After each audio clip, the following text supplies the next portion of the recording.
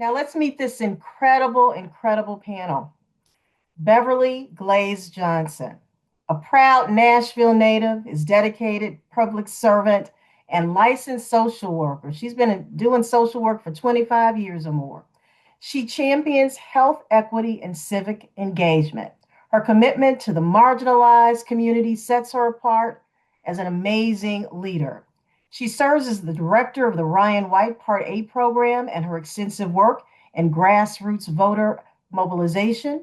She's a mother, she's a grandmother, walks in the legacy of her ancestors, proving that true leadership is rooted in service, love, and tireless advocacy. Beverly, welcome to the panel. Emily Yellin, a Plains, New York native who grew up in Memphis, Tennessee, is a journalist, author, and producer. Her latest book, Nonviolent, a memoir of resistance, agitation, and love, is a collaboration with civil rights movement leader Reverend James Lawson. It is his memoir. He passed away in 2024, and he was 95 when he left us. Emily is a longtime contributor to the New York Times and wrote an article on the death of Tyree Nichols. We're familiar with Tyree right here in Tennessee. As a multimedia producer, Emily led the project Striking Voices around the sanitation strike that brought Dr. Martin Luther King Jr. to Memphis. Emily, welcome to the panel. Honored to be here. Our final panelist is attorney Walter Bailey Jr. The native Memphian is the longest serving county official in America. He served on the Shelby County Commission for 40 years. I served with him for 4 of those years, and I learned so much from him. Attorney Bailey is the founder of the Bailey Law Firm. He has been involved in several important civil rights cases. The one that desegregated Shelby County schools, and the legal defense of Dr. Martin Luther King Jr. during the sanitation workers' strike in Memphis in 1968.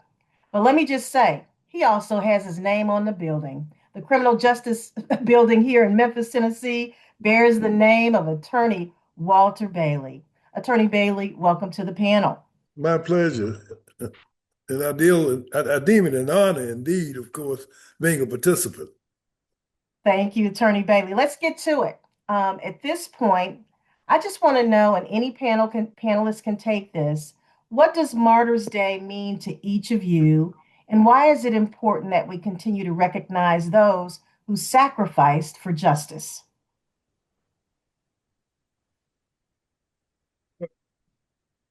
Well, Martyrs Day means to me, it signifies the sacrifices and the lack of selfishness, but indeed courage and foresight on those who took the chances, who left the comfort of their own private lives to get out front in order to make this a better country and world in which we could exist. Thank you, Walter. I want to highlight that by saying, my comment just then, by saying there were a number of, when I think of martyrs, not only do I think of people like Dr. King, Medgar Evers, but I also think of the Union soldiers who gave their lives to free us, who took, as I like to often say, bayonets in the belly, who faced musket guns in order to overcome the Confederacy that held us enslaved. Excellent. Emily, Beverly, your thoughts? Yes, I would like to add that I think Mother's Day is so important, given what we're currently dealing with the rollbacks that so many, some of who Attorney Bailey mentioned, who fought and worked for so hard for us to advance. And to this day, here we go again, I'd like to say, dealing with or facing some of those same issues. Dressed up differently, but are the same. And so it is so important as we move forward, that we continue to recognize those, not only yesteryear, but those today who are leading the fight, those of us, those who are organizing, those who are strategically planning ways to turn things around, be it this whole redistricting and so many other things that we're facing, that I'm sure we're going to get into later. But I believe that these things make Martyrs Day not only a day of remembrance, but necessary. Thank you. And Thank you, Beverly.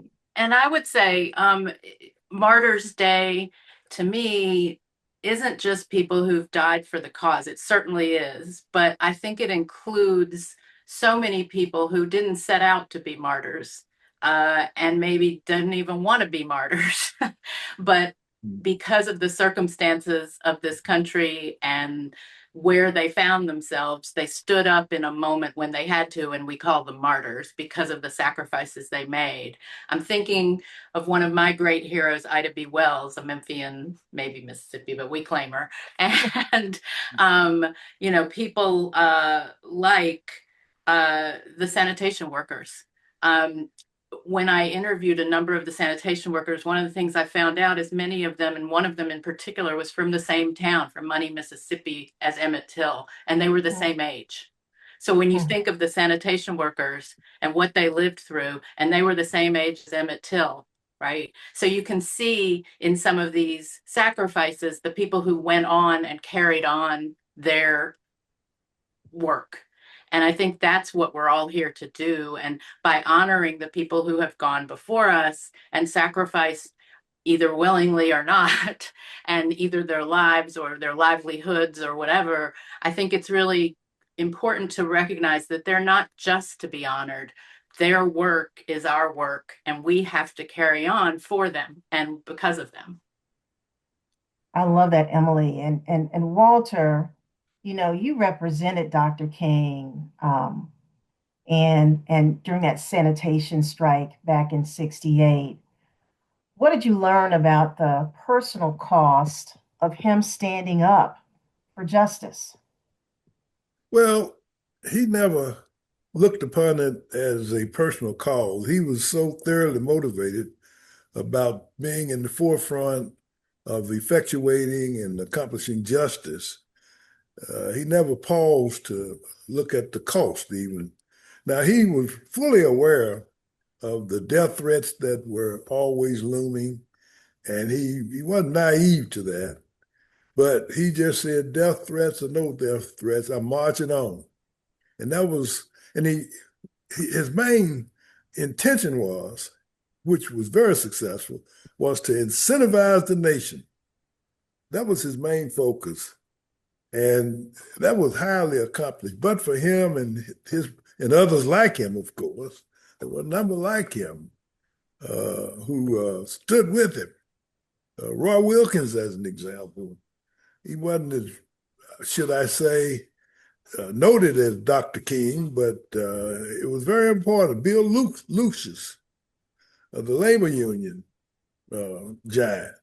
And there were a number of them who, and Jim Lawson, as you pointed out, Reverend Kyle's here in our own city. There were a number of those who, and my own dear brother, the late Judge De'Ami Bailey. That's right. There were a number who stood fast. And to them, they never thought about the perilousness or the danger that to be incurred by stepping forward and being heard.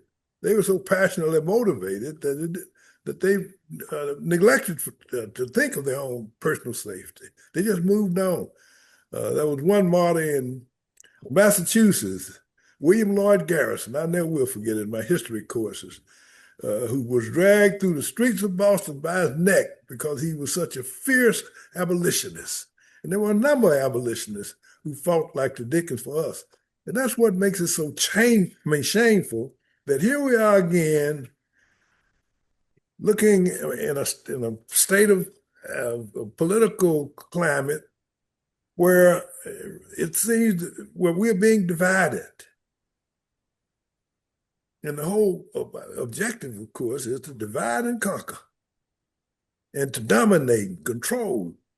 Don't want us even to be represented, or our uh, uh, points of view, or our interests being represented in Congress. In these southern cities.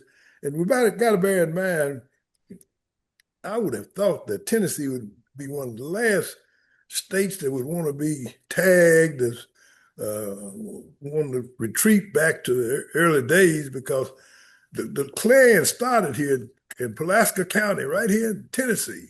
Sure did. And it seems to me we would not want to be have that label echoed that we were the bastion for the development of the Ku Klux Klan.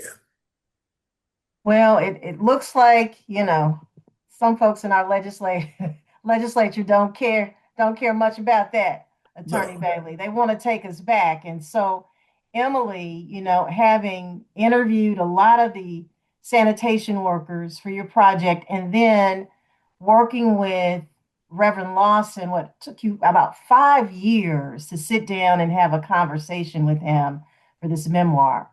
I mean, what are your thoughts on, he was a martyr. He was a martyr, definitely a martyr. Yeah, so it was 5 years of talking and working together and writing. I got the honor during the pandemic to speak to him almost every week and sometimes twice a week. And I've known him since I was 5. His son and I went to school together. And it's because of the fight that he did, and many people in Nashville, that integrated the schools, and Attorney Bailey, that his son and I got to go to school together, right? And we figured that out and realized that. So I think what Reverend Lawson, he never seeked the spotlight. And that's why maybe he's lesser known than some of the other leaders. And he and Dr. King actually agreed that he would stay in the background. He would be the one who would not get arrested, say in Nashville or in Birmingham in particular, in the Birmingham campaign. And he would be on the outside strategizing and organizing and still recruiting people, because their strategy was to fill the jails. So the minute people got arrested, they sent more people in. And he was doing that on the outside while King and some of the higher profile people were, doing that part. So there's lots of parts to this. And there's a lot of organizing and strategizing, as Ms. Glaze-Johnson said.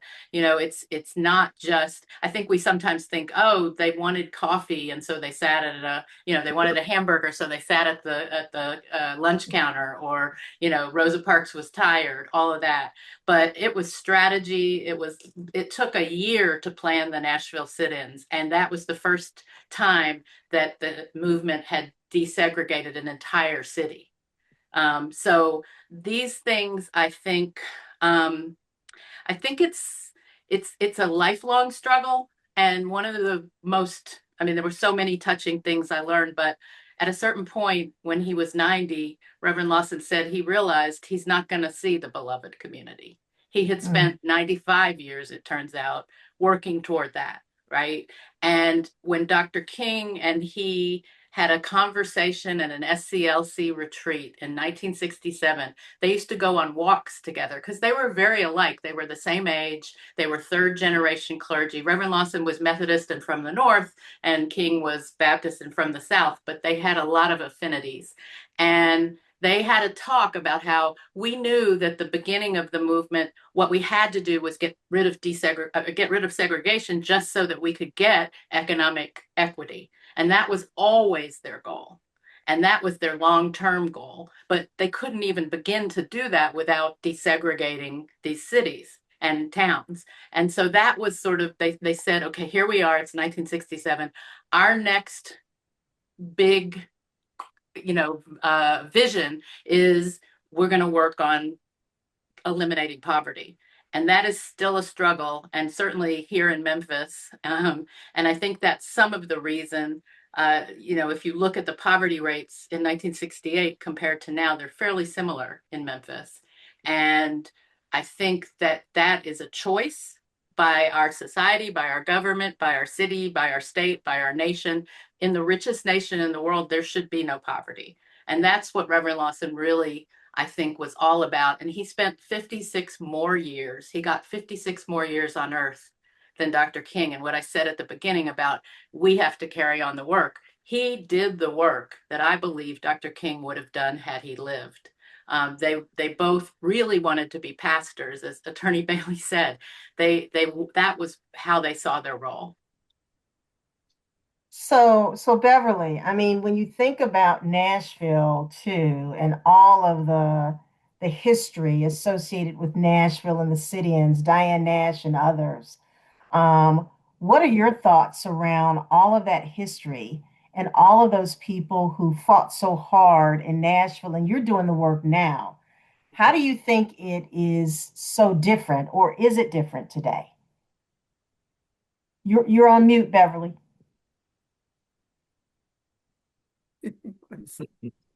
Okay. Sorry. Can you hear me now? Yes. Thank you. So Nashville's history of student-led nonviolent workshops created a blueprint for systematic changes. Today's activists are reclaiming that legacy, by utilizing the digital age, decentralized networks, proving that Nashville's heartbeat remains a unique, intersection of academic brilliance and grassroots moral courage, I should say, but also the leadership of the churches, the civic and civil rights organizations like the NAACP. So why it's different, I would say much of it is the same because we have tools, access to tools to move faster, to disseminate information in a more expedient way, but to also reach the masses um, in a much more, I wouldn't say efficient, but perhaps a more effective way.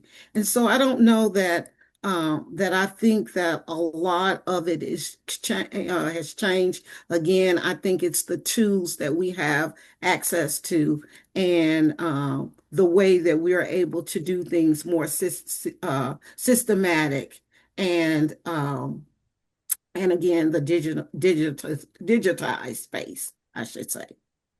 Yeah, Beverly, to your point, I mean, back in the day, they had call trees, right?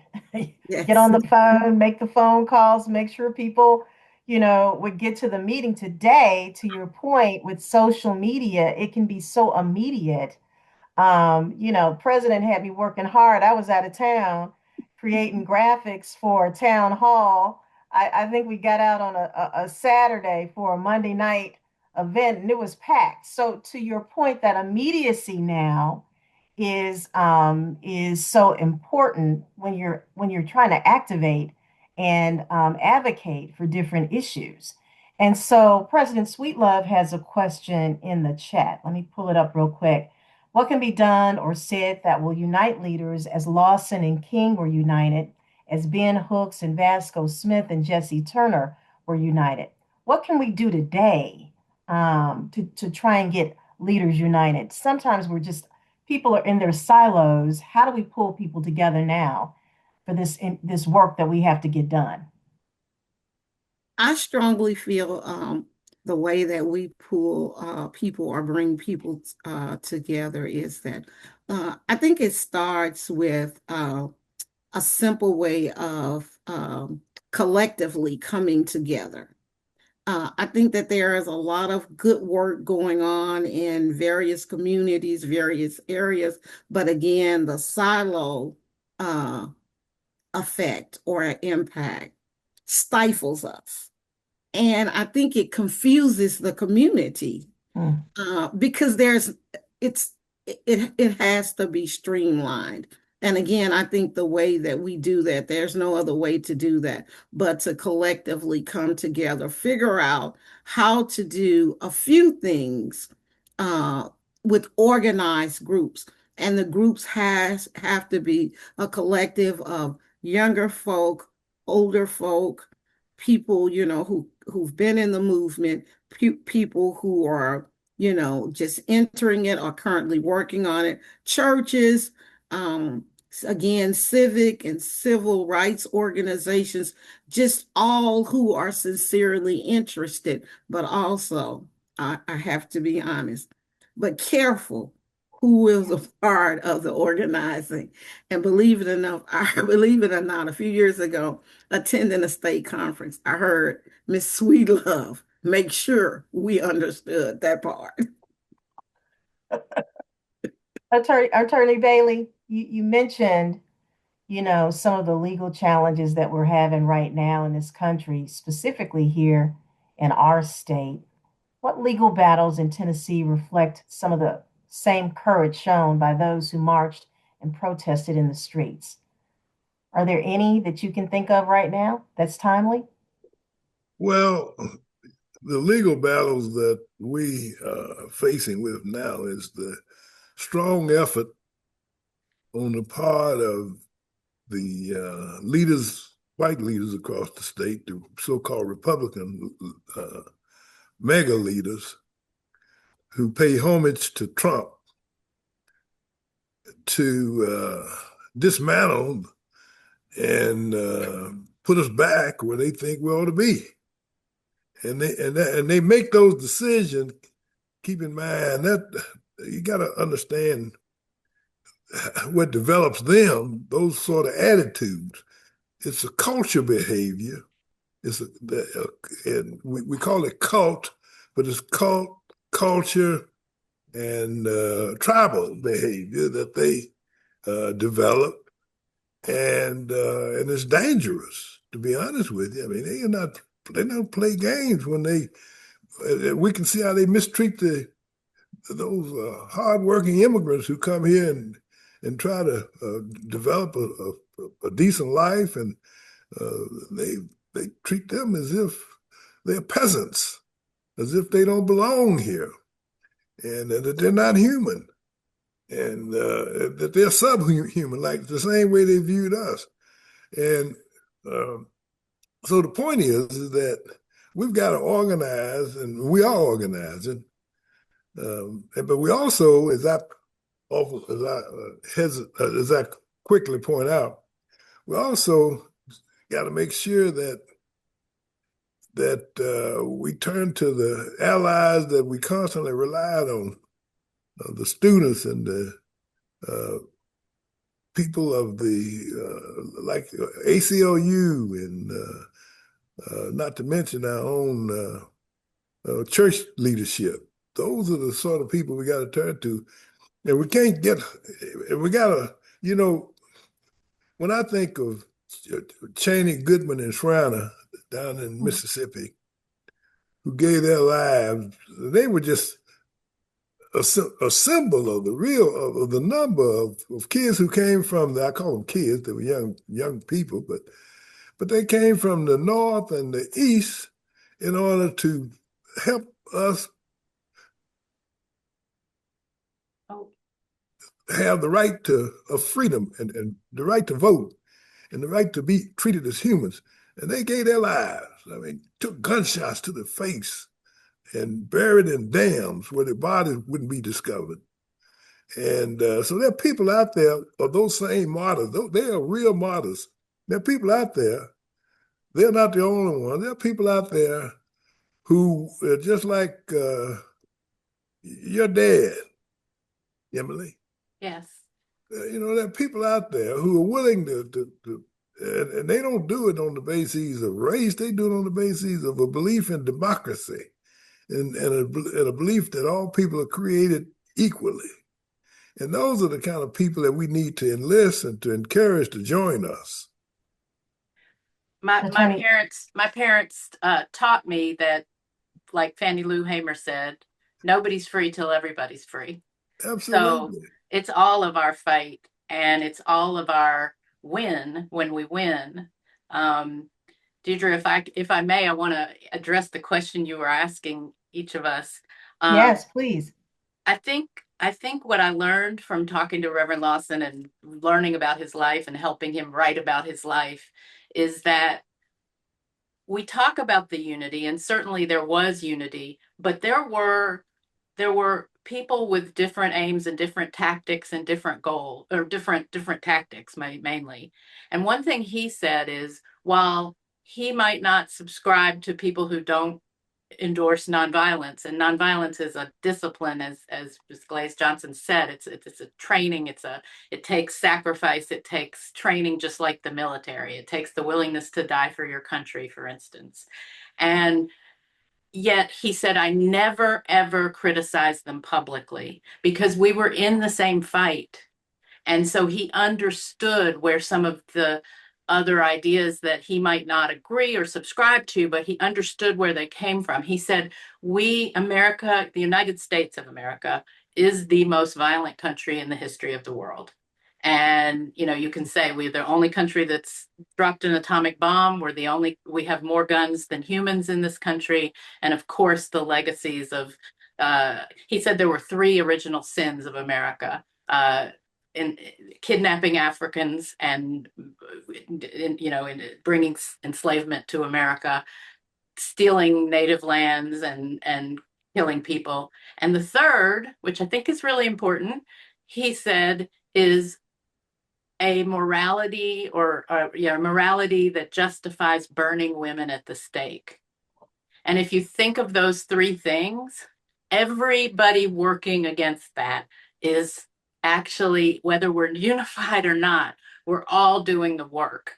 And so one thing I think could be really useful, especially for those of us who are a little older, is to recognize that even the young people who are not necessarily doing it the same way, or who seem disjointed or are on social, we need to support them.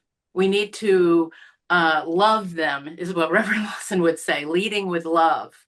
And so I think that's one thing that can help with unity, because it's not just unifying as people for a cause and in a campaign. That's super important, and that's a specific type of unity.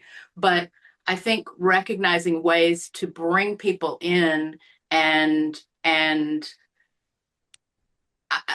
Reverend Lawson, I'll end with this. Reverend Lawson, there was this, when the Meredith March happened, James Meredith went into Mississippi, he was shot, and then he came to Memphis and was in the hospital.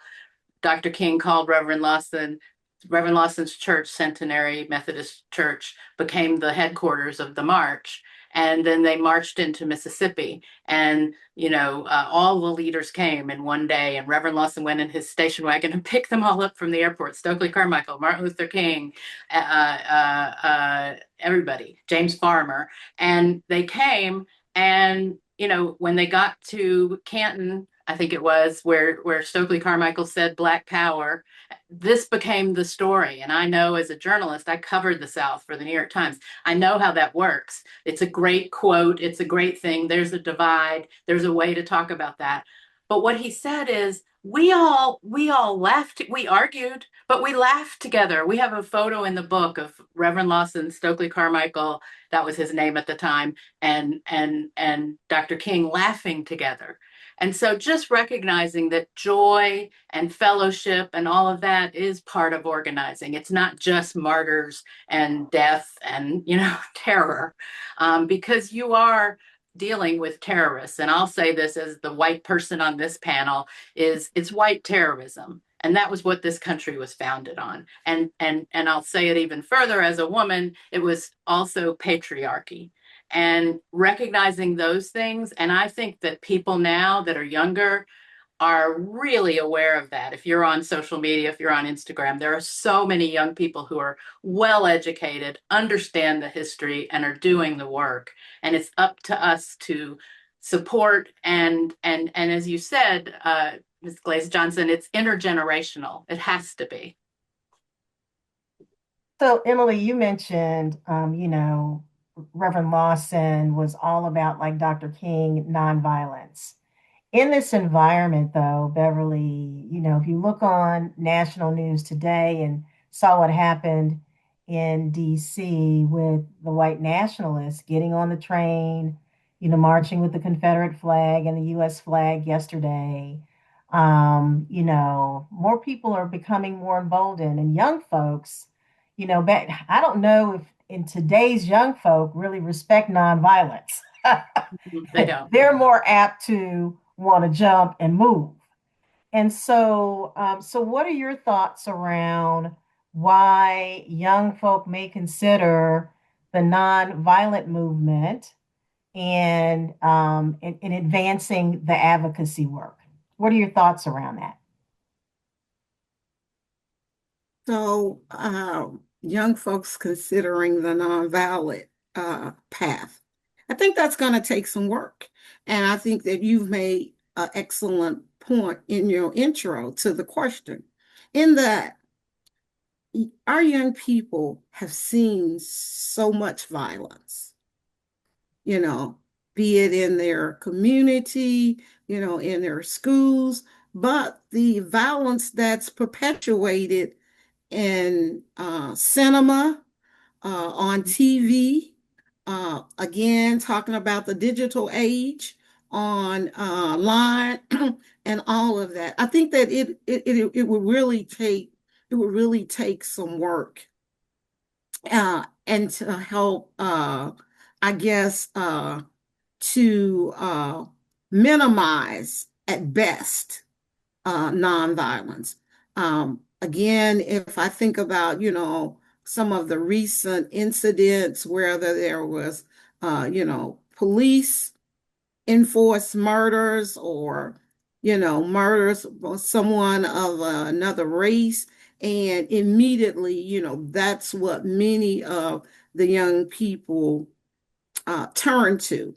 And that, I won't say all, because we do know that some of those protests were very civil, were appropriate, and sometimes they were instigated by others. So I really think that it would really take some work, and it would take some work of, I would think, so some of the martyrs who've experienced what it means to lead nonviolently, to protest, to voice your concerns, and that kind of thing. And I just think that, truly, again, I can't talk about organizing, planning, creating systems, and all of those things, and perfecting those in a way that we understand that violence uh, meets violence, it's met with violence, and how we can move, and make a difference without it, or at least with limiting it in some ways. So I hope, But yeah. also, I think a lot of the violence that we're talking about is coming from white people, not Black people. It's coming from the state. It's coming from places. So nonviolence is often portrayed as, oh, you just don't fight back. I mean, Reverend Lawson went to the first place he went when he came south in 1958 was Little Rock, and he sat on Daisy Bates' couch in Little Rock with the Little Rock Nine. And they told him, this was in 1958, their second semester at Central High, and they told him that they had been told by their leaders that they were not supposed to fight back. And he got really angry. And he said, no, no, no, no, no. You have to fight back. If you don't fight back, it will do something to your soul, and it could ruin your whole life. You are being abused every day. You have to fight back. But you cannot imitate your oppressor. And that's what nonviolence is. And I think it's actually been in action. Voting is nonviolence. Right. Working, he saw poverty as, enforced poverty as violence. So many things that we don't think of as violence. Words are violence. And so nonviolence is not just marching. It is a process, it's a way in which you fight back without imitating your oppressor. You fight, you use your wit, you use your creativity, you use your resources, and you use your community. And he told them it starts within. And the I am somebody, it starts within.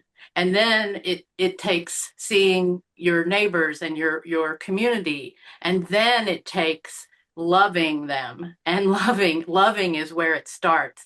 And I believe that whether they call it this or not, there's a lot of that going on right now. I see it all around.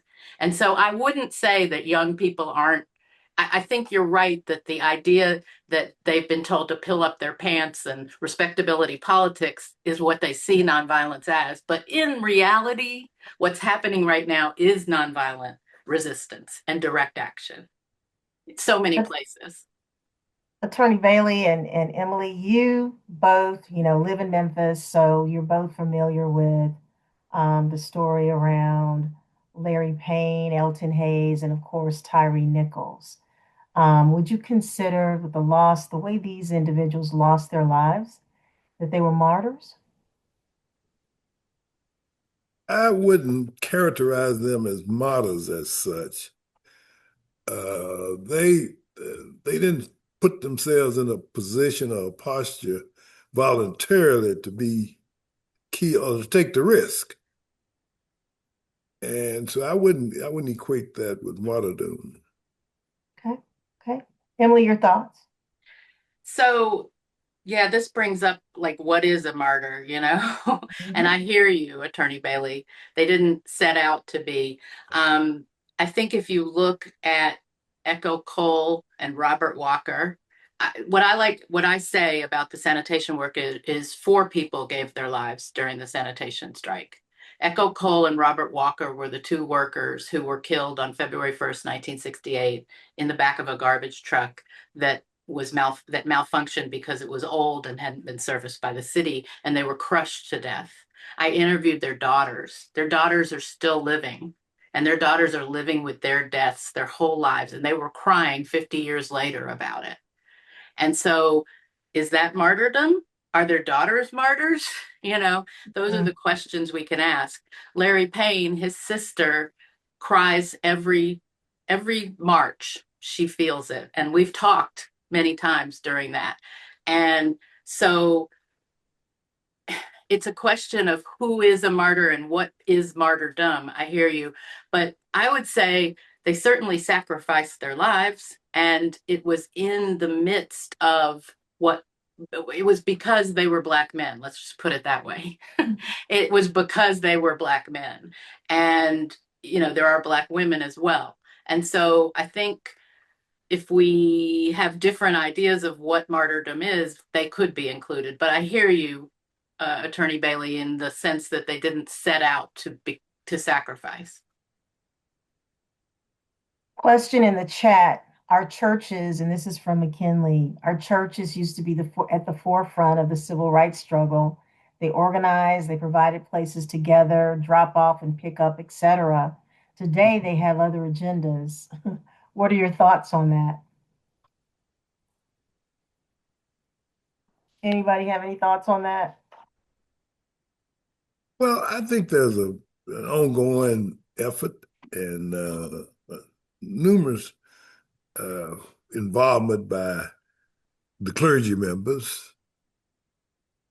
Uh, it just hadn't reached a point where it is, you know, widespread. But I think, it's boiling. Let me put it to you that way. It's boiling. Okay. All right, attorney. And I would like to add, Deidre, that I agree with Attorney Bailey. I mean, I think that currently there is some movement, there is some planning, some concern expressed by clergy, by churches. On this Thursday night here, I attended a town hall, and that was led by pastors at historic First Baptist Capitol Hill.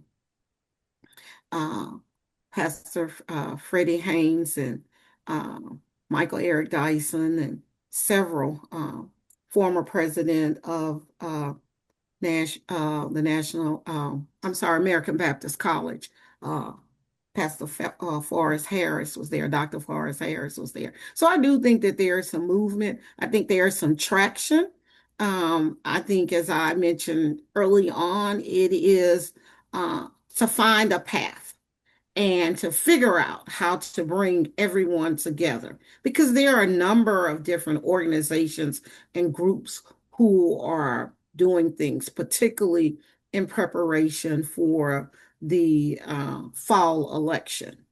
Uh, and so now how they get there definitely was one of the things that I thought was interesting. They have, again, as a tool is to use social media. They put up a QR code. They ask everyone in the congregation who would be interested in joining the work that they are planning to be a part. And, they said that they would publicize it everywhere they possibly could. So I do think that there is some traction.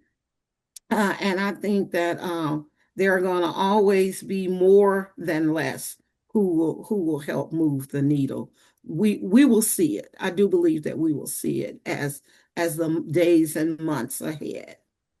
And also, I Thank want to point out, just from my work in the history of all of this, and certainly Reverend Lawson taught me this, but not all the churches were on board with the civil rights movement, and even Black churches, they weren't. So the idea that all of the churches were on board is not actually the case. And there's a woman at Harvard who studied nonviolent direct action all over the world and the success of those campaigns. And she found that if I think it's 3.5, some number percent of people get involved, you can be successful. So I think we can't let the idea that some people aren't involved, some people aren't joining, stop us from the work that needs to be done by those of us and people who can join, who are doing it. Thank you, Emily. Thank you, Beverly. President Sweetlove, unmute yourself. Yes, yes, yes. I must say, I must defend clergy. They let me say with Attorney Bailey, they might not be where they need to be, but in the state of Tennessee, from Johnson City to Memphis, when I call clergy, they respond. So I can say when I hear other presidents across the nation talk about they don't get support from clergy, I can't say that. I've got clergy sitting on my board, some of the main folks. You all just name 3 folks. And the pastor at Historic First Baptist, when I needed a place for folks to park because we were going to rally in Mississippi and I needed a bus to pick them up, all I had to do was get him on the phone. The folks across the state support us when we call. I'll say, like Beverly said, maybe what we are doing, I think we're all doing something. And I'm so glad Emily said, because now, I was a teenager, but I still remember pretty good. And then I remember folks talking. It wasn't, and Dr. Hooks used to say all the time, said now everybody wants to say that they were for Martin. No, a very small group of ministers were there. And so I like that. I think I read also, Emily, something about that 3.5% or whatever. But if they will get folks to the polls, all of them, if you get folks to the poll, we'll be happy. Well, that was a So that go was ahead, a Walter. meeting. I'd be remiss if I didn't point out that there was a meeting here a few weeks, 2 or 3 weeks ago, at Mississippi Boulevard, that was carried on by the clergy, and they had about anywhere from 1,500 to 2,000 people there. And then as we look, across the country, we see the No Kings marches.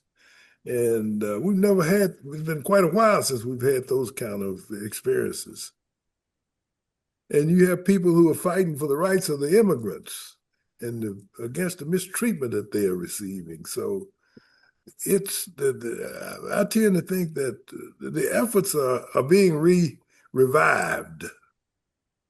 So Walter, to your point, if Dr. King and Reverend Lawson were speaking to Tennesseans today, what would they challenge us to do? What do you think they challenge us to do? Well, they would challenge us to be involved and to stay focused. And with what we got now, they would be part of the No Kings marches that we experience. And those marches are highly significant. And those people who are demonstrating against the method by which we are treating the immigration people, that's huge right now. Emily, your thoughts? Yeah, so we don't have to go back too far because Reverend Lawson only died 2 years ago, actually, right around now, 2 years ago. And he was always saying, we got to do more. Everybody has to do more. He would have looked at, say, Minnesota and said, you have to do more. And he never said you have to do more to the expense of your well-being. I think that's important. But he said that we all have to take up what we can take up. And he said he knew as a minister, he could say things and do things that some of his congregation just couldn't for, job reasons or whatever, family reasons. And so he did that. So if you're able and you are, in a position to do that, you have to do it, but you also can't do it alone. And I think, the day before he died, there's a really poignant thing in the book where his son writes an epilogue to the book, his son John, who I went to school with, who's a Superior Court judge in LA. And he said the day before Reverend Lawson died, June 8th, 2024, the students were protesting at UCLA, and he had taught nonviolent direct social change at UCLA for 20 years. And some of his students were doing the sit-ins. And he saw that on TV, and he said to his son, I got to get out of this hospital bed. I got to go down. We got to organize. We got to start a new student movement in this country. And he said that it was students to start with because they had the least to lose in a way.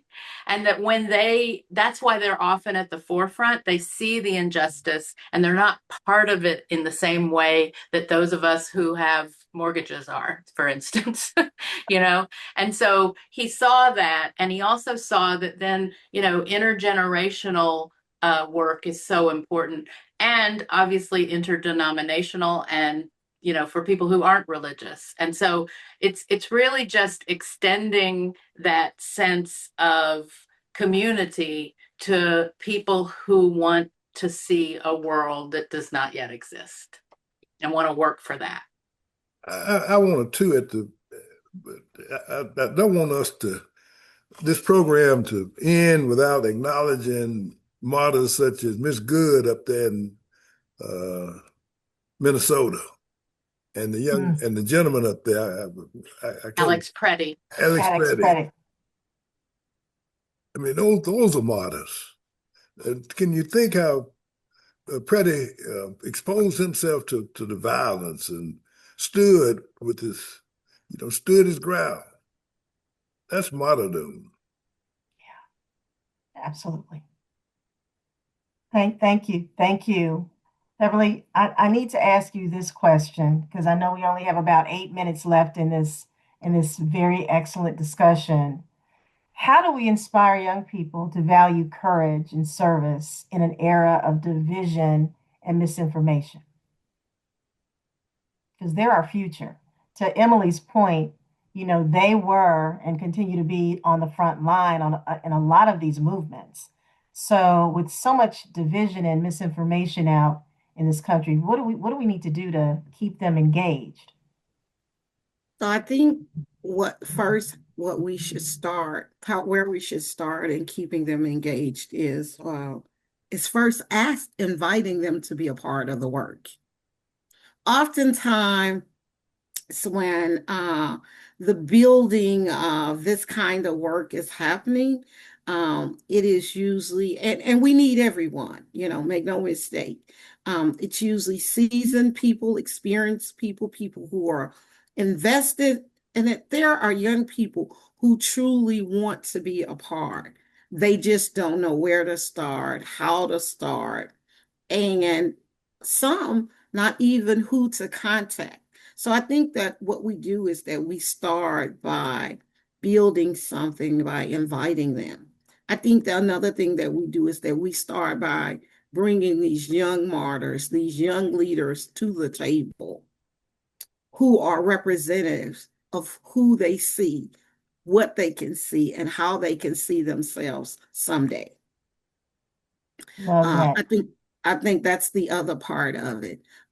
Lastly, not just bring them to the table, but give them roles and responsibilities, teaching them and educating them on what's real, what's not real, helping them to understand that why social media is a wonderful tool.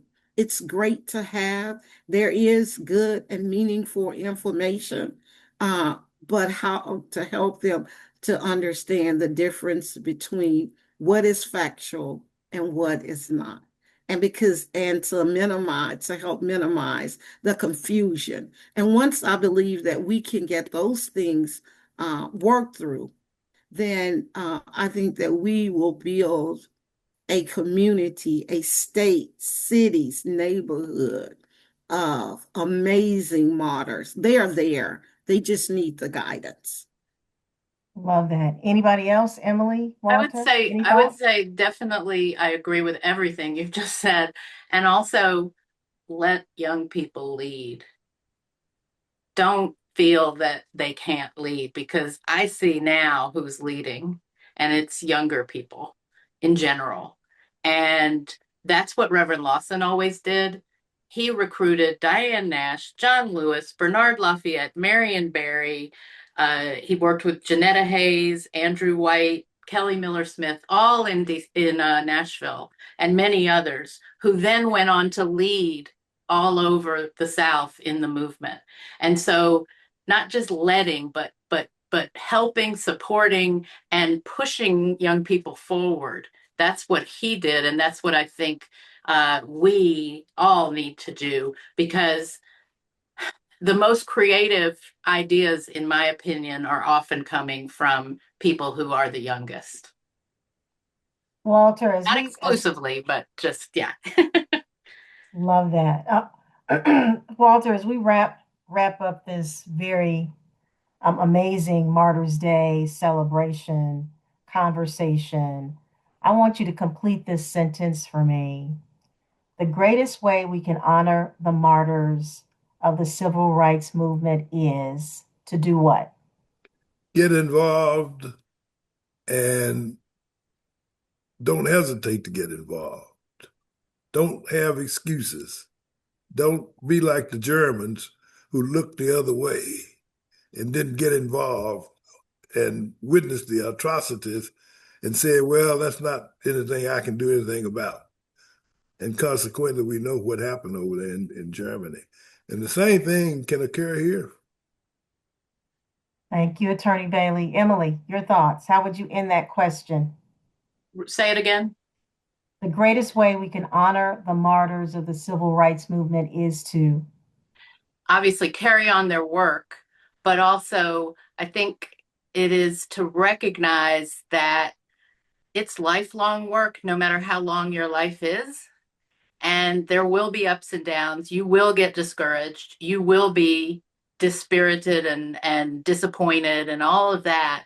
But those people who died, the ones that we call martyrs who died for this and died for us in a way that um, it's our chapter. That's all your life is your chapter in this. You don't have to take on the whole thing, but you have to do your part. And that is a lifelong commitment. And leading with love and not letting fear be how you relate to other people, but to lead with love. It's hard work. And, that is hard work. It sounds sweet and soft, but it is hard work. And I think that's what I would say, is that leading with love is how we do it. thank you, Emily. Beverly. The greatest way we can honor the martyrs of the civil rights movement is to you are muted.